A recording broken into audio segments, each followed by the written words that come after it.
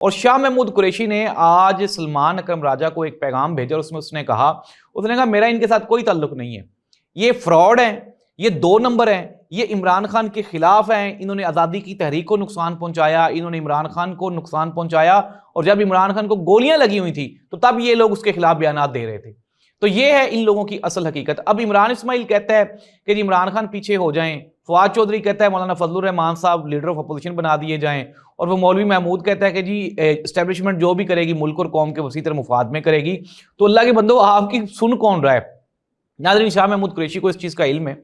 کہ اب عمر کے اس حصے میں شاہ محمود قریشی صاحب ہیں جہاں پہ بے وفائی اگر وہ کرتے بھی ہیں، پہلی بات تو یہ کہ وہ کر نہیں رہے۔ سورسز نے پتہ چلایا، ہماری بھی بات ہوئی شاہ محمود قریشی صاحب سے، تو انہوں نے کہا یار پاسبل ہی نہیں ہے، 2-2.5 سال کی جیل، ایک اتنا امیر آدمی، خاندانی آدمی، اتنا مضبوط آدمی، پاکستان کا وزیر خارجہ رہنے والا،